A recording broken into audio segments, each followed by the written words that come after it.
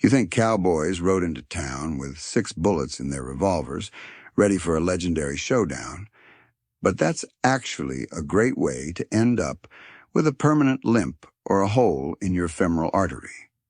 In the real Wild West, carrying a full gun was considered a rookie mistake that could turn a routine horse ride into a funeral procession. Here's the thing about the classic Colt Peacemaker that sounds completely backwards.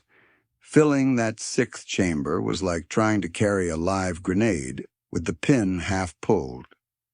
Yeah, you heard that right. The most iconic weapon in American history was essentially a design flaw wrapped in steel, and for decades, the men who lived by the gun had to master techniques for not loading it just to survive the day.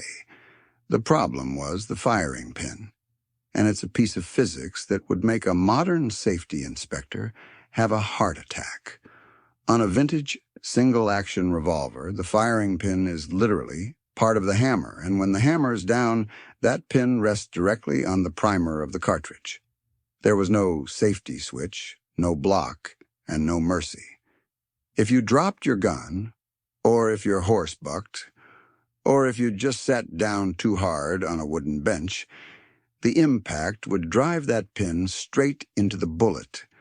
It's like trying to balance a sledgehammer on a needlepoint while riding a roller coaster.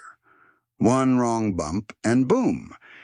You've just shot yourself in the calf with a .45 caliber slug that has the stopping power of a small sledgehammer. Cowboys learned this the hard way during those brutal, dusty years on the trail, where the nearest doctor was 3 days away and surgery usually involved a bottle of whiskey and a hacksaw. Gun rigs back then weren't the fancy leather holsters you see in Hollywood. They were often just floppy belts that let the gun bounce around like a toddler in a bouncy house. Stories spread through every saloon about Cowboy Leg, a grisly condition where a man's own weapon would discharge accidentally, shattering bone and leaving him to bleed out in the middle of nowhere. These weren't just scary tales. They were warnings. A loaded 6th chamber became a symbol of a man who didn't respect gravity, and clean, unshattered kneecaps became more valuable than a bag of gold. Seriously, veteran frontiersmen guarded that empty chamber like a sacred ritual because they knew that lead could be a traitor. When a cowboy was preparing for a long cattle drive, the tension wasn't just about outlaws or rattlesnakes. It was about the silent threat hanging on his hip. Desperate men would try to use the safety notch on the hammer, a tiny mechanical click intended to keep the pin off the primer. Bad choice. Those notches were about as reliable as a cardboard umbrella in a hurricane. They were made of brittle carbon steel that would shear off with the slightest pressure, dropping the hammer and sending a bullet through the bottom of the holster before the cowboy even realized he was in danger. Smart gunfighters quickly realized that mechanical safety was a lie told by salesmen back east. They needed a foolproof solution that didn't depend on tiny metal tabs or luck. Stories circulated in every cattle camp about legendary lawmen found dead on the trail, not from a duel, but from a gun that fell out of a holster while they were mounting a horse. The irony was perfect and deadly. These men spent their lives practicing their draw to be the fastest in the West, but the most dangerous moment of their day was simply existing near their own equipment. The 5-shot rule wasn't just a preference. It was a survival evolution that separated the legends from the statistics. But here's where cowboys got creative, developing tricks that would make a modern engineer look twice. After realizing that a full cylinder was basically liquid suicide, they had to figure out how to manage their firepower without losing their edge. Their first instinct? Use that empty 6th hole for something else entirely. Since they couldn't trust the hammer to stay put, they started using the empty chamber as a high-stakes storage unit. It sounds crazy, right? But some cowboys would actually roll up a $5 or $10 bill and shove it into the empty sixth chamber. It served a dual purpose. It acted as a physical block for the firing pin, and it ensured they always had burial money if the worst happened. The trick was getting the paper in there just right so it wouldn't jam the rotation of the cylinder. Think about it. You're essentially using currency as a safety sear. If you ever found yourself in a situation where you needed that sixth shot, you were already in so much trouble that the money didn't matter anymore. But the real problem with the money hack was the grime. The Wild West was a soup of trail dust, horse sweat, and black powder residue. After a week on the trail, that bill would be soaked in gun oil and grit, turning it into a soggy mess that could actually cause the gun to rust from the inside out. Gross, but still better than a hole in the leg. Then there was the grease problem that nobody talks about. These early revolvers used black powder, which is the messy, temperamental grandfather of modern gunpowder. When you fired one shot, the sparks and flaming debris could leap from the back of the barrel and ignite the other 5 chambers simultaneously. This was called a chain fire, and it was the ultimate nightmare. Your revolver would essentially turn into a pipe bomb in your hand, exploding in 5 directions at once. To prevent this, cowboys became surprisingly good at improvised chemistry, packing the front of each cylinder with heavy animal lard or thick axle grease to seal the bullets in. Imagine riding through a 100-degree desert with a gun dripping with melted cow fat. It smelled like a rancid kitchen and attracted every fly in the territory. But that greasy barrier was the only thing standing between a successful shot and a handful of shrapnel. The lard acted as a primitive fire break, preventing sparks from jumping between chambers. Some crews got so good at this that they would mix the grease with beeswax to keep it from melting, creating a custom sealant that stayed firm even in the Texas heat. It was messy, it was smelly, and it turned their holsters into a greasy swamp, but it saved more hands than any surgeon ever could. But wait, it gets weirder. When grease wasn't available, desperate cowboys turned to paper patching.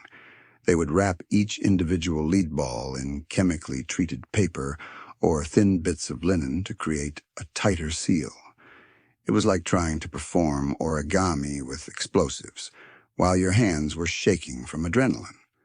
This method took patience, but every second spent wrapping a bullet was a second spent ensuring your gun didn't turn into a fragmenting grenade. The most successful scouts treated gun maintenance like a religious ceremony. Slacking off on your paper patches could mean a permanent retirement for your trigger finger, and word travels fast when you find a guy with a exploded Colt. And the weird part is, these early methods actually worked pretty well when the conditions were right. A cowboy could ride for months without an accident if he kept his 5-shot rule and his grease seals intact. But relying entirely on manual safety meant gambling with your life every time you stepped into a stirrup.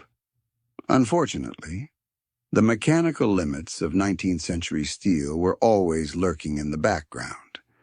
The metallurgy of the 1870s was inconsistent at best, and the constant heat from firing would cause the cylinders to expand and contract, eventually leading to microscopic cracks that no amount of lard could fix. Clever gunsmiths eventually started experimenting with techniques that go way beyond simple grease and paper, methods that would actually transform the metallurgy of the gun itself. They needed a fix that didn't involve animal fat or rolled-up cash. Cowboys might have thought they'd solved their safety problems with the empty chamber, but the steel they were using was a nightmare, wrapped in iron and fueled by false hope. Every peacemaker carried a history of being forged in coal fires that left the metal brittle and prone to shattering under the massive pressure of a .45 long Colt charge. Here's where things get interesting. Some gunsmiths figured out that heat treatment could actually save a cowboy's life before he even bought the gun. They started color case hardening the frames, a process that involved packing the steel in a mix of charred bone and charcoal, then heating it to a glowing orange before quenching it in water. Sounds like alchemy? Well, this charming trick was pure genius disguised as decoration. The process didn't just create those beautiful, swirling blue and gray patterns you see on antique guns. It created a hard, diamond-like outer skin while keeping the internal metal tough and flexible. Think of it as the world's first high-tech armor system for a firearm, invented by guys who worked in dirt floor shacks. Cowboys noticed their case-hardened guns didn't crack as easily and stayed in time longer. Instead of the mechanical parts wearing down and becoming dangerous after just a few hundred rounds, these hardened frames could last for years of trail abuse. The burnt bone didn't just add color, it actually infused the surface of the metal with carbon, creating a protective layer that fought off the corrosive effects of black powder. What makes this even more amazing is that we still use similar principles in modern aerospace engineering. Modern jet engine components are often case-hardened for the same reasons, to create a surface that can survive extreme friction while the core stays strong enough to handle high-stress loads. Those desperate cowboys accidentally stumbled onto a metallurgical secret that high-tech industries use today. Not bad for guys who thought bathing was a quarterly event. Of course, the hardening wasn't perfect. It couldn't fix a gun that was already poorly made, and the process used up precious resources like specialized charcoal and bone meal. Cowboys needed a backup plan when the 5-shot rule and case hardening weren't enough. Then there's something even more surprising that frontiersmen discovered about keeping their gear functional. They found that adding certain metals to their gun oil created almost magical results for the moving parts.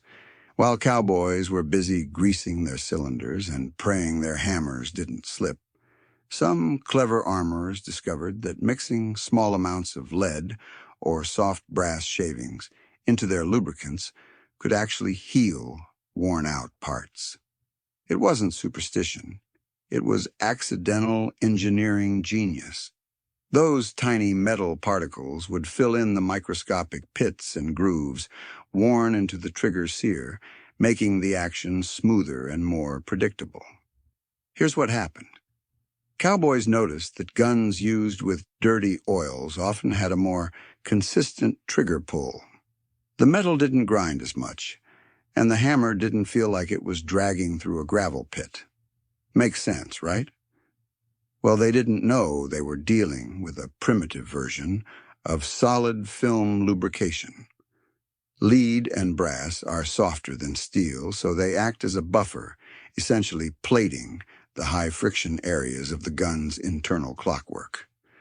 Cowboys stumbled onto this centuries before modern mechanics understood the physics of sacrificial coatings. They just knew their guns stayed fast longer. But here's the weird part. Some frontiersmen swore their treated guns shot straighter too. Less vibration. Less jump when the hammer hit the pin. Cowboys would argue over which secret ingredient worked best. Finely ground graphite from pencils became popular, though nobody could explain why. Maybe it was the purity. Maybe it was just cowboy psychology at work. The really smart lawmen hoarded specific lubricants for their revolvers. When food ran low, they'd keep their special gun oil. Tobacco could disappear, whiskey could run dry, but a smooth-action gun? That was the difference between a long career and a short grave. Real skill meant staying alive long enough to retire in a rocking chair instead of a pine box.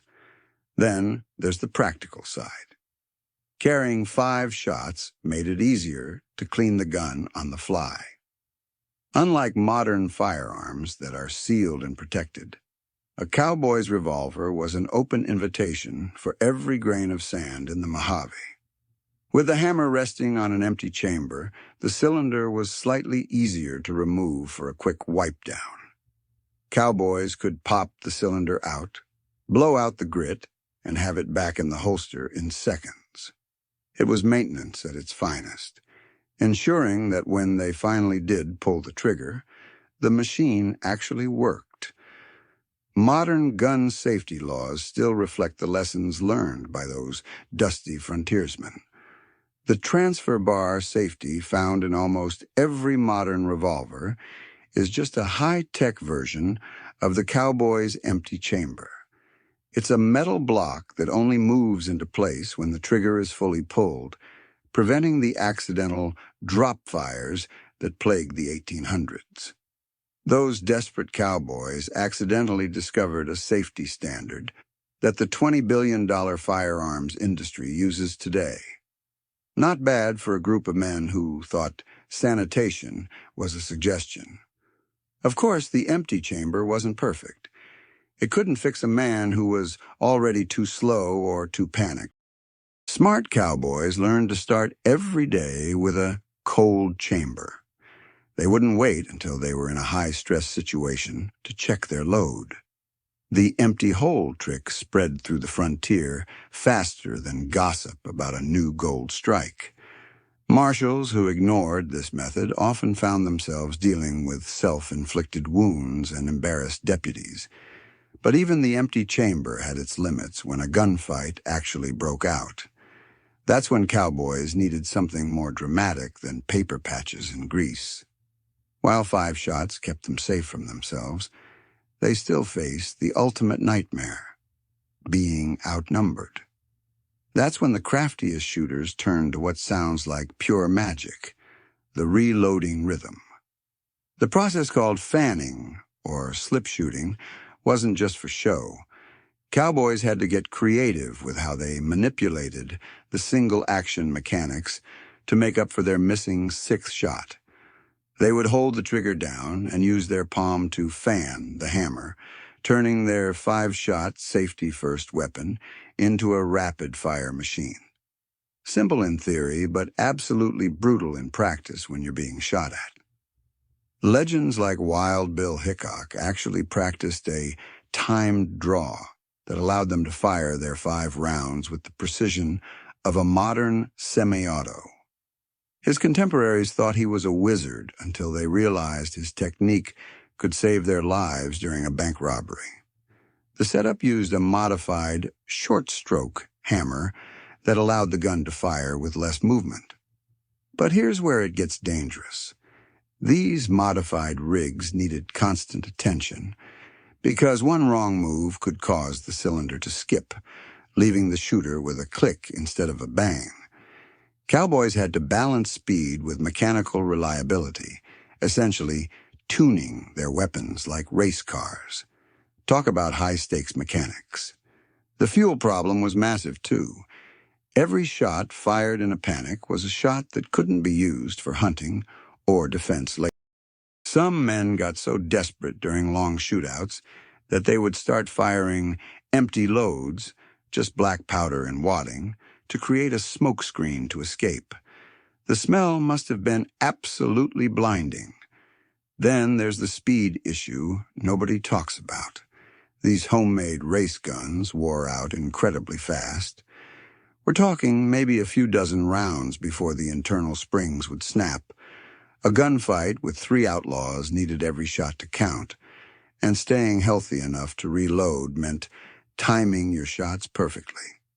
Smart cowboys learned to time their fire during the gaps in the enemy's rhythm, making it easier to manage their limited capacity. The copper and brass fragments cowboys used for lubricants often came from melted-down jewelry or stolen coins. It's ironic that their plundered metals literally became their lifeline. Cowboys discovered that copper worked better than iron because it was softer, and didn't gall the steel parts. Of course, 5 shots wasn't their only trick.